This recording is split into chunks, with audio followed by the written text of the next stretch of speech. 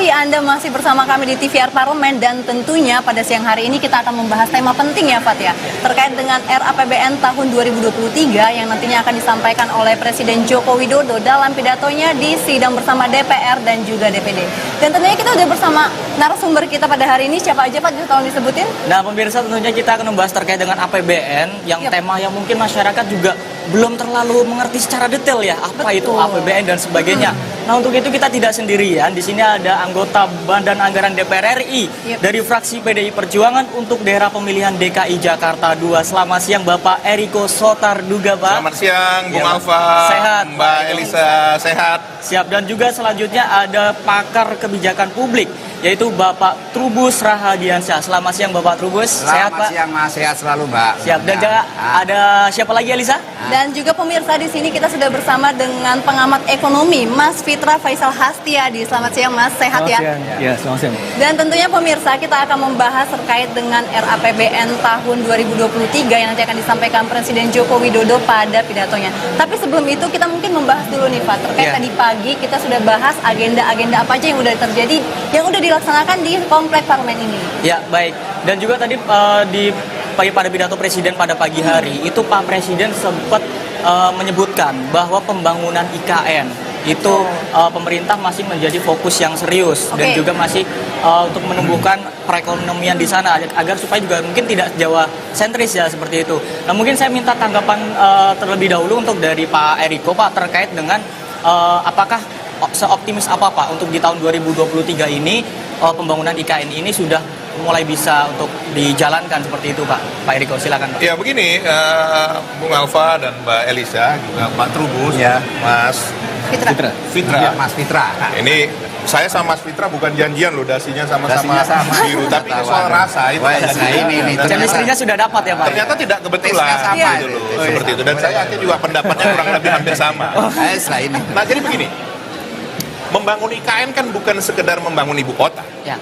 Bukan sekedar hanya membangun infrastruktur, bukan sekedar hanya membangun jalan, bukan sekedar hanya membangun katakan gedung-gedung kantor dan lain-lain, tetapi membangun jiwa satu ibu kota negara dengan penduduk terbesar nomor 4 di dunia.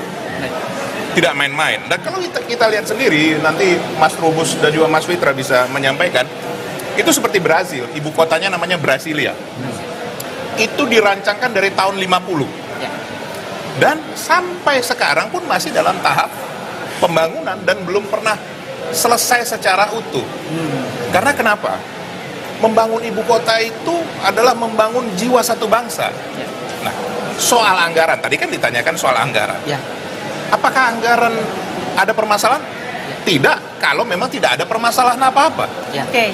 Nah, sekarang cuman Mas Trubus, Mas Fitra, kita juga harus mengingat situasi dunia sekarang bukan situasi yang baik-baik. Betul. Pak Jokowi sudah sampaikan, Ibu Mega sudah sampaikan, Mbak Puan sudah sampaikan bahwa situasi dunia sedang tidak baik-baik, sangat tidak baik. Baik dari sudut ekonomi, sudut peperangan Ukraina dan Kondisi global ya, Ukraina, kondisi global. Sekarang juga antara China dan Taiwan. Nah begitu juga. Pandemi COVID belum selesai, sudah ada yang namanya lagi itu Prof. Cacar monyet dan segala hal. Nah kita tidak tahu. Tapi kita harus selalu mengambil dari sisi yang berbeda, Mas Alfa, Mbak Elisa, bahwa dalam situasi yang sulit pasti ada hal yang positif. Oke, betul Pak. Apa hal yang positif dari ini, terutama dalam nanti membangun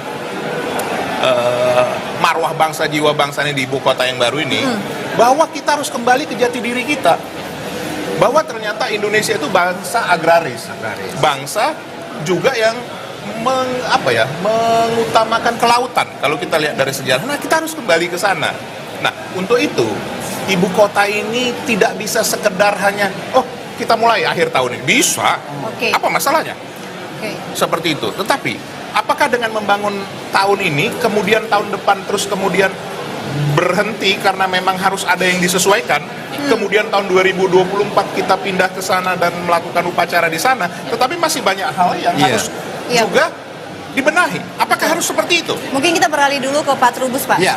Dari kita lihat tadi kan bahwa fokus kita itu masih di IKN. Ya. Nah, kira-kira apa nih Pak kebijakan-kebijakan yang mungkin sudah dilakukan oleh pemerintah di tahun sebelumnya? Apakah masih efektif untuk dilanjutkan atau ada fokus baru Pak di sektor mana kita harus fokus gitu Pak? Iya, menurut saya apa yang sudah dilakukan oleh pemerintah sebenarnya sudah berjalan ya, berjalan. Artinya apa? Ada beberapa yang perlu dibenahi ya, terutama adalah satu menurut saya mengenai pertanahan. Jadi tanah di sana itu untuk IKN itu memang harus clear betul karena itu persoalannya ada beberapa tanah yang melakukan konsesi tambang. Sementara pembangunan itu kan tidak hanya satu tempat, tapi melebar dia, meluas. Bahkan nanti sampai wilayah penyangga. Nah ini kan harus dipertimbangkan. Yang kedua adalah persoalan di komunitas masyarakat lokal. Ada 22 komunitas yang tinggal di sana. Ini kan selama ini dianggap memang kurang dilibatkan. Nah, karena kurang dilibatkan, ini berpotensi menimbulkan satu persepsi-persepsi. Misalnya mereka sebagai pihak yang dimarginalkan lah, mereka yang dianggap sebagai orang kedua dan lebih diutamakan sebagai orang yang pendatang baru. Lah ini memunculkan potensi konflik. Itu yang harus dihindari itu. Tetapi memang pemerintah sudah menyiapkan skema-skema itu. Meskipun tentu dalam hal ini saya nyambung dengan Pak Dewan tadi, Pak Dewan ya ini berarti ada pembangunan jangka panjangnya, gitulah ini jangka panjang ini yang harus karena gini secara teori skenario planning ada jangka pendek, jangka menengah dan jangka panjang itu harus dijelaskan roadmapnya. Ini yang penting pemerintah belum membuka diri itu. Jadi aspek transparansinya belum. Melibatkan masyarakat. Masyarakat partisipasi publiknya belum. Itu jadi dijelaskan ini roadmap jangka pendek seperti ini, jangka menengah seperti ini, jangka panjang seperti ini. Jadi jelas masyarakatnya akan ditempuh seperti ini sampai berapa luas yang akan dicapai. Yang ketiganya adalah mengenai persoalan yang disinggung juga mengenai ASN yang akan di sana. Nah, ASN ini kan harus jelas kan karena kita ada beberapa kementerian. Ada kementerian yang langsung triumvirat, taruhlah istana dengan yang namanya Kementerian Luar Negeri, Kementerian Dalam Negeri. Nah, kemudian ada Kementerian TNI Polri yang harus ada di situ. Kemudian harus ada second yang kedua adalah yang terkait dengan IKN sendiri, misalnya Kementerian Perhubungan, kementerian yang mendukung itu semua ya. Kemudian ada lagi nanti yang layer ketiga adalah ini yang terkait dengan ini ekonomi, investasi, Kementerian Ekonomi lah.